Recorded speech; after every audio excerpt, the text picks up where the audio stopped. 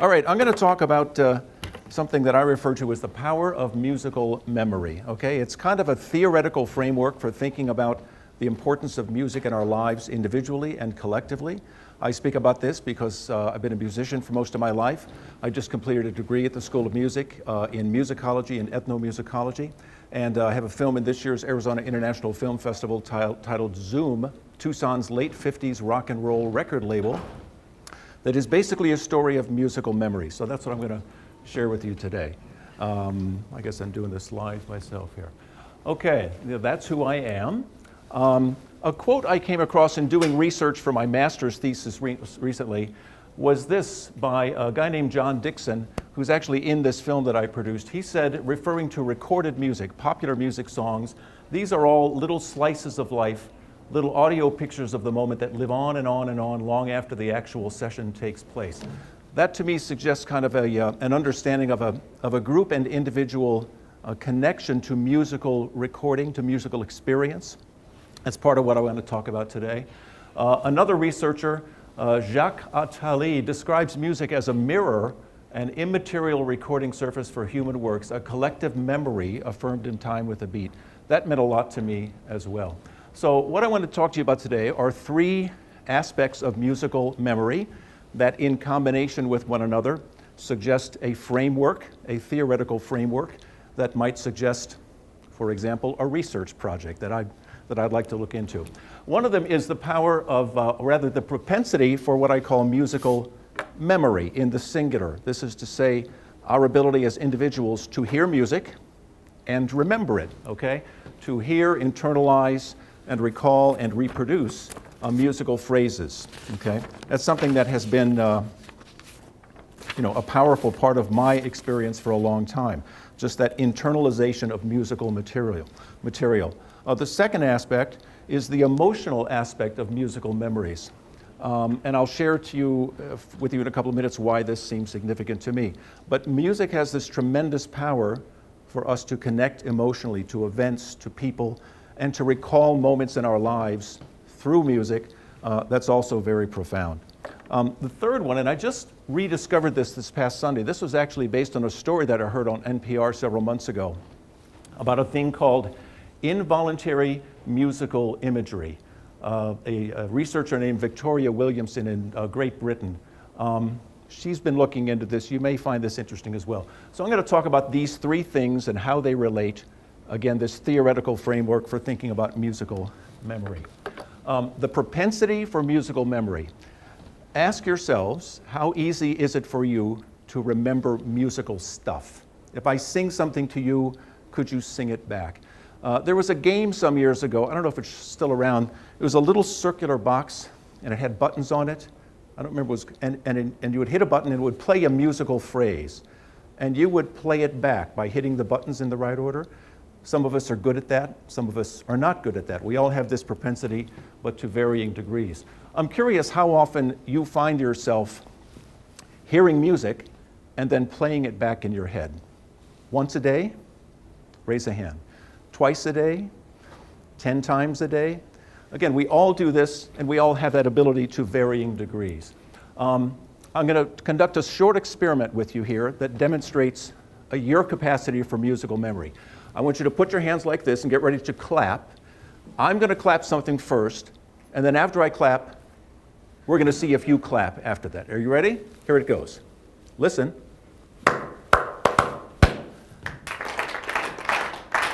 Okay. Most of you went, why? Because somewhere in your life, you heard this musical phrase, bum, bum, ba-bum, bum, bum, bum. It's a musical memorization that you've conducted.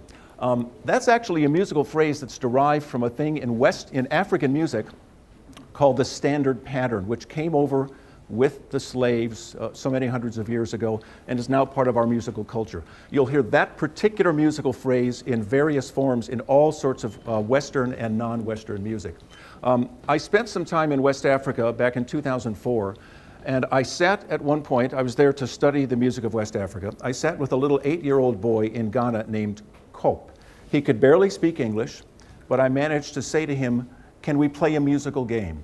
Because I wanted to see his propensity for absorbing and recalling musical material, in particular rhythmic material.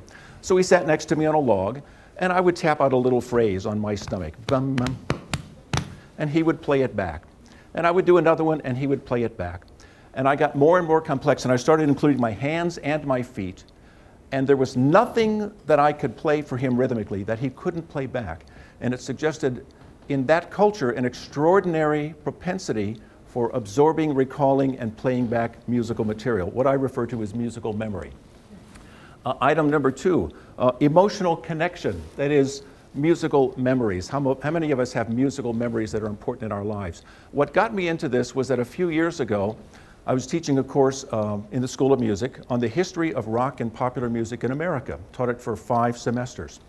One of the assignments I would give these young students in the class, and they were all, for the most part, freshmen and sophomores, was to write a 3 or 4 page paper for me called My Musical Memory, to recall for me a moment in their lives when music meant something to them. Now, about 25% of them were pretty much to the effect, me and a bunch of my guys, friends, we got really wasted and went to a concert, and that's my musical memory, okay? But some of them were much more meaningful. Some were, I remember when my Nana died, and the song that was on the radio. I remember when my parents were becoming divorced, and the song that got me through that. And they were extraordinarily powerful stories that these young people had to tell. That suggested to me profoundly the role that musical memories play in our emotional lives. And the film that I've produced, this Zoom Records film, is basically that. It's a couple of guys telling, and the musicians that they recorded, telling musical memories from 50 some odd years ago. It's really powerful to see that sort of thing. Okay, item number 3 that I was talking about, this thing called involuntary musical imagery, or they're called sometimes earworms. Maybe you heard this story on NPR. What it amounts to is that a musical phrase or tune appears in your head. This has maybe happened to you. It's repeated in the mind without conscious control. You really can't start or stop it. It's just there. They're also called brain worms or sticky music. It's the stuck song syndrome. Okay, does this happen to any of you? Raise your hand if so. I can't get that damn song out of my head, right? Why does this happen? The research by this Victoria Williamson says it has something to do with an association that you make with a particular piece of music. A person, you see a person, it reminds you of a piece of music. You're in a situation that recalls for you a piece of music you heard in a similar situation. There's something in the lyrics of a song that gets in your head and you can't get it out, okay? There are reasons why this happens. She actually surveyed people in her research study. 91.7% of people experience this thing called involuntary musical imagery at least, once a week, okay? 33% once a day, 26% several times a day. So which category are you in? Are you in the once a week? Raise your hand if so, that a song gets stuck in your head and you can't get it out. Okay? Are you in the once a day? Okay? Are you in the several times a day? Okay. I'm actually in a smaller group, like 0.03%, that has this happen to them maybe 100 times a day.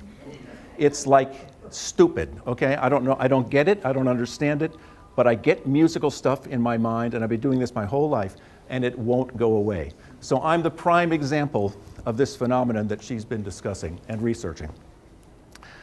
So what's the connection between all these things? That's what I want to try to point out for you now. Again, it's a theoretical framework for looking at this. The questions I ask are this. Does a high propensity for musical memory, that is the ability to simply remember musical phrases, correlate with an emotional connection to music? I'm curious, if you're able to remember music better than another person, do you have a stronger emotional connection to music? I think there may be a correlation there. I don't know, but it's worth looking at. Do musical memories persist more readily in those with who are high in musical memory ability? Kind of the converse of that, okay? If you're good at remembering stuff, do you tend to have more musical memories that you could share on an emotional level, okay? And the thing I'm also curious about, these musical earworms, these little things that get stuck in your head, what really are they? Are they just an annoying incident? Or are they perhaps a way of trying to work something out? And that's when I look at myself and this obsession with thinking about musical phraseology and also my very strong emotional response to music.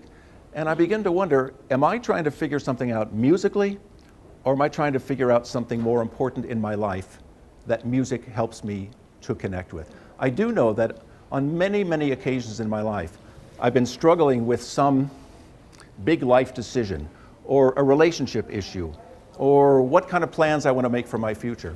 And I will hear a piece of music that has nothing to do with what I'm going through, but something in that music will resonate with me in a way that makes it possible for me to move through that emotionally, to make a decision, to move on, and get my life taken care of. So that's what it's about. Where does this take us? I don't know. It's a bunch of questions that I'm really eager to look into. If any of you are into like musical psychology and you want to partner on a research project, let me know, because I'd love to look more at this. Thanks very much for your time.